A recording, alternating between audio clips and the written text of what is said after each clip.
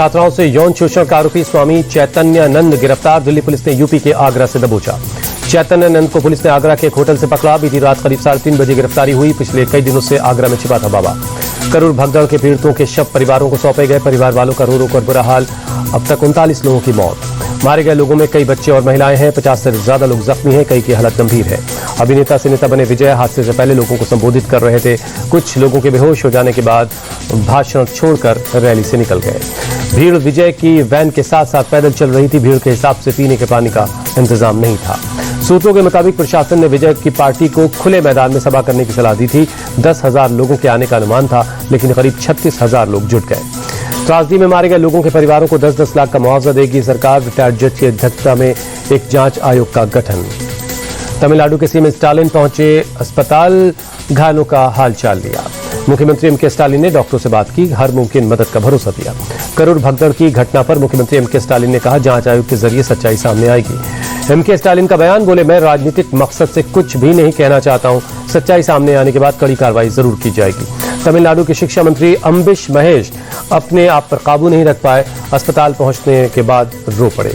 PM Modi ने करूर हादसे पर दुख जताया। मृतकों के परिवार के प्रति संवेदना जाहिर की। गृहमंत्री अमित शाह ने भी तमिलनाडु के सीएम और राज्यपाल से बात की। भगदड़ के बाद के हालात का जायजा लिया। कांग्रेस नेता प्रतिपक्ष राहुल गांधी ने तमिलनाडु के हादसे पर दुख जताया। कांग्रेस कार्यकर्ताओं को हर संभव सहायता करने के लिए कहा। कोलकाता में ऑपरेशन सिंदूर की थीम पर बने पंडाल पर सियासत। कोलकाता पुलिस ने आयोजकों को लाइसेंस और दस्तावेजों के संबंध में नोटिस भेजा। अमित शाह ने किया था इस पंडाल का उद्घाटन। बीजेपी पार्षद सजल घोष ने प्रशासन पर सहयोग नहीं करने का आरोप लगाया। अगर जरूरत पड़ी तो इस पंडाल को बंद कर देंगे। बीजेपी नेता अमित मालवीय ने ममता प्रशासन पर देवी दुर्गा की पूजा में बाधा डालने का आरोप लगाया। कहा, कड़े विरोध का सामना करना पड़ेगा। बरेली हिंसा के मामले में पुलिस की कार्रवाई। मौलाना तौकीर रजा समेत 8 लोग जेल भेजे गए। तौकीर रजा ने ही प्रोटेस्ट का ऐलान किया था। बरेली हिंसा के मामले में अब तक कुल 10 एफआईआर दर्ज। 39 लोग हिरासत में। पुलिस ने दी जानकारी। यूपी में फिर शुरू हुआ poster war. I love Yogi Adityanath के बाद सपा ने लगाए आई लव अखिलेश यादव के पोस्टर। लखनऊ में सपा कार्यालय के बाहर टंगे दिखाई दिए पोस्टर। विदेश मंत्री जयशंकर ने संयुक्त राष्ट्र महासभा में पहलगाम आतंकी हमले का मुद्दा उठाया। पाकिस्तान पर बुरा करारा हमला। यूएनजीए के 80वें सत्र को संबोधन में बोले जयशंकर, हमारा पड़ोसी आतंकवाद का केंद्र है। आतंकवाद के वित्त पोषण को रोकना बहुत जरूरी। जयशंकर ने कहा, पाकिस्तान में आतंकी ठिकाने औद्योगिक पैमाने पर काम कर रहे हैं। आतंकियों की सार्वजनिक तौर पर तारीफ की जाती है। विदेश मंत्री ने अमेरिकी टैरिफ का भी जिक्र किया। कहा, भारत टैरिफ अस्थिरता और अनिश्चितता बाजार पहुंच देख रहा है।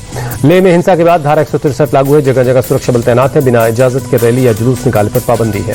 सेना के खिलाफ विवादित पोस्ट के मामले में बंगाल पुलिस का एक्शन। नादिया से आरोपी विश्वजीत विश्वास को गिरफ्तार किया। सेना के नाम पर सोशल मीडिया पर डाली थी अपमानजनक पोस्ट। मुंबई शहर के कई हिस्सों में बारिश। कई इलाकों में बारिश के चलते सड़कों पर लगी रफ्तार पर ब्रेक। महाराष्ट्र के लातूर में मूसलाधार बारिश। गाढ़वेवाड़ी पुल का पानी तेज बहाव में बह गई बाइक। गांव वालों ने बाइक सवार 2 लोगों को बड़ी मुश्किल से बचाया। संभाजीनगर में भारी बारिश के बाद जल भराव। सोसाइटी में पानी घुसने से कई गाड़ियां खराब। लोगों का जनजीवन अस्त व्यस्त हुआ। नागपुर में निकाला गया आरएसएस का सबसे बड़ा पथ संचलन। सरसंघ चालक मोहन भागवत ने अवलोकन किया। उत्तराखंड छात्र संघ चुनाव में लहराया एबीवीपी का परचम। 51 अध्यक्ष पदों पर किया कब्जा। प्रदेश के सबसे बड़े डीएवी पीजी कॉलेज में एबीवीपी का दबदबा। एबीवीपी ने 41 महासचिव, 47 सहसचिव, 48 उपाध्यक्ष पद जीते। 48 कोषाध्यक्ष, 46 विश्वविद्यालय प्रतिनिधि और 8 सांस्कृतिक सचिव के पद पर भी कब्जा किया। छात्रों ने धामी सरकार की नीतियों पर लगाई मोहर। प्रचंड जीत में सरकारी नीतियों का प्रभाव दिखा। सीएम धामी ने भी बधाई दी। अमृतसर में खेत में पराली जलाने की घटना आई सामने। प्रशासन के मना करने के बावजूद किसान मान नहीं रहे। श्रीनगर में विश्व पर्यटन दिवस के मौके पर कई कार्यक्रम का आयोजन हुआ। पर्यटकों की तादाद बढ़ाने को लेकर की गई ये पहल। शारदीय नवरात्रि पर 7वां दिन है आज। प्रयागराज के अलोपी देवी मंदिर में लोगों की भीड़। पूजा अर्चना कर लोग आशीर्वाद ले रहे हैं। बलरामपुर में सीएम योगी आदित्यनाथ ने मां पाटेश्वरी मंदिर में पूजा की। प्रदेश की खुशहाली के लिए दुआ मांगी। दिल्ली की मुख्यमंत्री रेखा गुप्ता ने गरबा नाइट कार्यक्रम में शिरकत की। विश्वविद्यालय के रग्बी स्टेडियम में रखा गया था कार्यक्रम।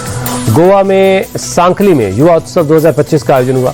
सीएम प्रमोद सावंत ने मशाल जलाकर उत्सव का उद्घाटन किया। गुजरात के गांधीनगर के नेशनल फॉरेंसिक साइंस यूनिवर्सिटी में माई लाइफ माई स्टोरी कार्यक्रम हुआ। इंडिया टीवी के चेयरमैन रजत शर्मा बतौर मुख्य अतिथि शामिल हुए। रजत शर्मा ने अपने शुरुआती जीवन के संघर्ष के बारे में बताया। कहा, 10 बाई 10 के कमरे में 10 लोग रहते थे। टीवी पर दिखने वाली जिंदगी असल जिंदगी से बहुत अलग होती है। रजत शर्मा ने आपकी अदालत शुरू होने की पूरी कहानी बताई। पहले शूट से लेकर शो के लोकप्रियता के शिखर तक पहुंचने का सफर साझा किया। हरियाणा के पुन्हाना में साइबर ठगी के आरोपियों को पकड़ने गई पुलिस की टीम पर हमला। राइफल और अवैध हथियारों से फायरिंग। पथराव भी हुआ, 13 आरोपी पकड़े गए।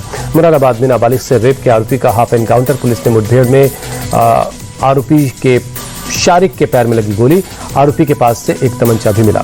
बुलंदशहर में महिला पुलिस टीम और स्वैट टीम देहात के एक लुटेरे के साथ हुई मुठभेड़, बदमाश गिरफ्तार, असलहा कारतूस और चोरी की बाइक बरामद। फरीदाबाद में world champion boxer Mary Kom के घर पर चोरी हो गई, घटना सीसीटीवी में कैद हुई। मौके पर पहुंची पुलिस की टीम जांच में जुटी है।